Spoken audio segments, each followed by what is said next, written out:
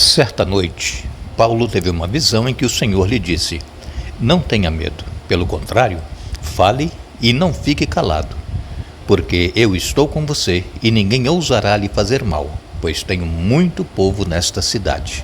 Atos 18, versos 9 e 20. Oremos. Nosso Deus e Pai, mais uma vez estamos diante da Tua presença, queremos Te agradecer pela vida, pelos cuidados, por tudo que Tens feito por nós, por mais este dia que estás nos concedendo e também por estes momentos queremos estudar a Tua Palavra. Que Teu Espírito Santo esteja presente com cada um de nós, nos ajudando a entender a Tua Palavra, aceitá-la e vivê-la na prática em nossa vida. Abençoa, Pai, todos os que estudam conosco, todos os que têm lutas, problemas, dificuldades e que confiam em Ti, que buscam em Ti a solução, que possam receber as bênçãos conforme a Tua santa vontade. Abençoe todos os que nos escrevem, especialmente queres abençoar Nina, Norma Luiz, Roseli Menezes de Oliveira, sua irmã Tereza Menezes. Abençoe também Rosiane, Lúcia Silva. Abençoe João Neto, Nadir, Amanda, Guilherme, e eles pedem especialmente pela Vera Sônia, Pai. Cuide de cada um, Tu sabes os problemas que enfrentam, dê vitórias em nome de Jesus. Amém. Estamos juntos para o nosso segundo dia desse primeiro estudo da série que estamos agora em 1ª e 2ª Coríntios. Paulo escreveu e nós vamos, durante as próximas semanas, procurar extrair lições para a nossa vida, problemas que haviam na igreja de Corinto e que também existem em nosso meio. Ontem nós falamos aqui a respeito de Paulo, que ele foi chamado por Jesus e com a aprovação de Deus, porque Paulo, ele precisava, sempre que escrevia suas cartas, se identificar como um apóstolo chamado por Jesus, porque muitos não aceitavam Paulo como um apóstolo, porque ele não fez parte daqueles 12 que Jesus chamou, e depois que Judas se suicidou, eles escolheram um outro discípulo para suprir o lugar de Judas, e então muitos não consideravam Paulo como um apóstolo, mas ele, o apóstolo Paulo, ele dizia claramente que ele foi chamado diretamente por Deus. Ele não foi escolhido por um grupo de pessoas para ser apóstolo. E ele disse também, no estudo que fizemos ontem, que esse chamado veio desde o ventre de sua mãe. Mesmo Paulo, antes de se converter, ter sido um perseguidor dos cristãos, ele tinha sido escolhido por Deus. Ele era um vaso escolhido por Deus, assim como você, assim como eu. Também fomos escolhidos por Deus, e Deus, ele tem um propósito para cada um de nós, uma missão, e nós precisamos desenvolver este trabalho, assim como o apóstolo Paulo, ele fazia questão de sempre anunciar Jesus e a cruz em que Jesus morreu como o meio de salvação para o ser humano. Assim também nós precisamos anunciar Jesus a todas as pessoas, aonde quer que nós estivermos. Sempre haverá uma oportunidade para nós falarmos de Jesus. Dependendo da conversa que nós estamos desenvolvendo com alguém, algo vai dar a oportunidade para que possamos começar a falar do amor de Deus por cada ser humano e perguntar à pessoa se ela concorda, se ela crê em Deus, se ela já aceitou a Jesus, e fazer como o apóstolo Paulo fazia. Ele tinha um ofício que era fabricar tendas para se manter, mas ele dizia que o seu principal ofício era ganhar almas para Jesus. Assim também deve ser nós, irmãos. Temos as nossas atividades, temos os nossos trabalhos, e alguns já se aposentaram e agora tem que aproveitar o tempo para falar de Jesus. Mas às vezes, irmãos, o que acontece é que as pessoas que são cristãs, muitas delas, não têm um relacionamento com Cristo, não têm aquela intimidade, aquela amizade, e então não sabe o que falar de Jesus. E é por isso que nós precisamos falar.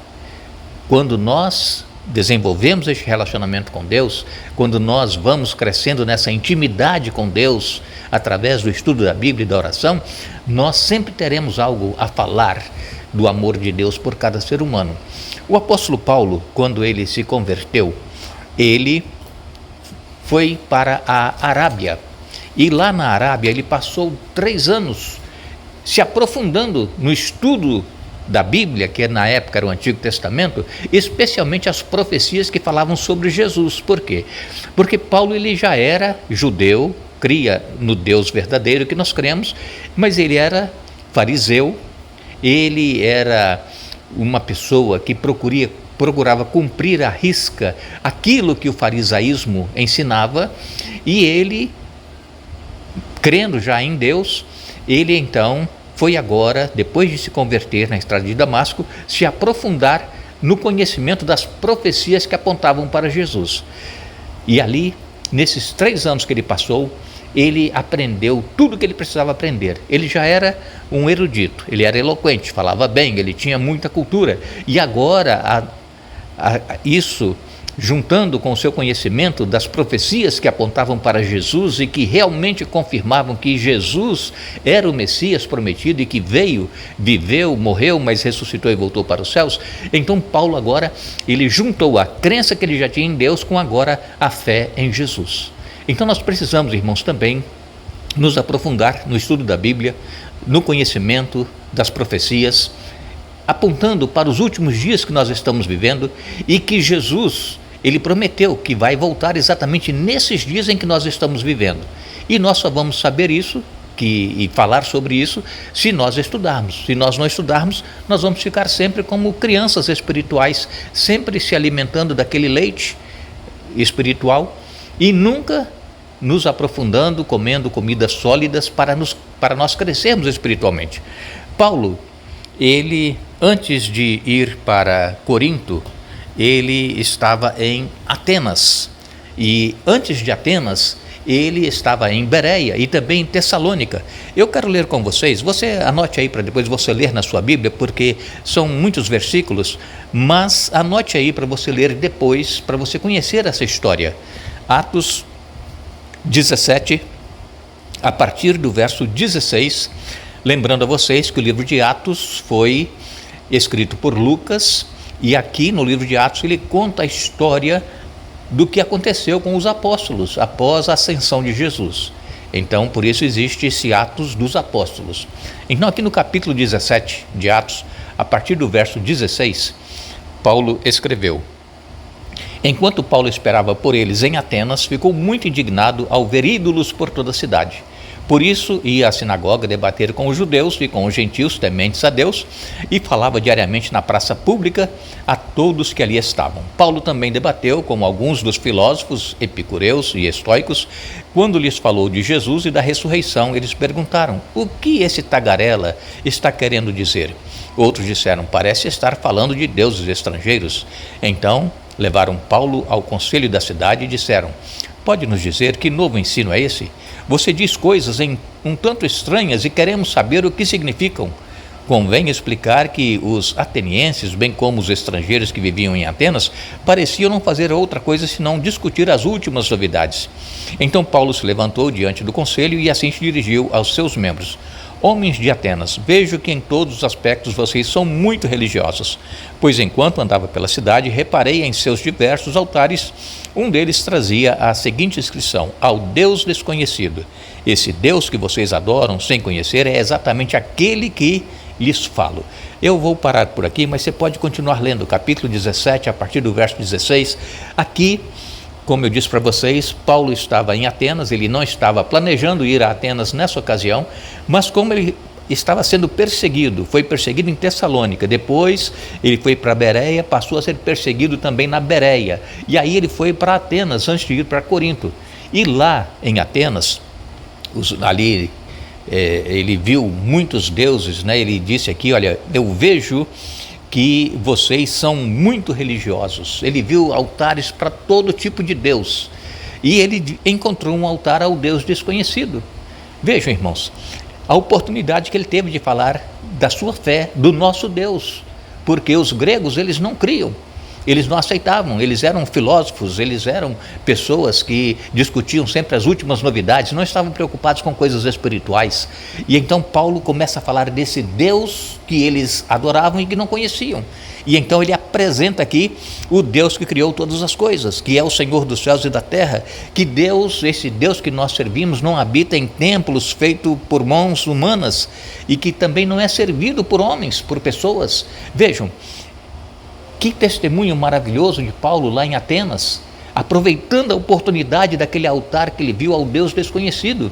E assim também nós, se nós tivermos um relacionamento com Deus, tivermos conhecimento da Bíblia, nós sempre aproveitaremos as oportunidades para falar da nossa fé.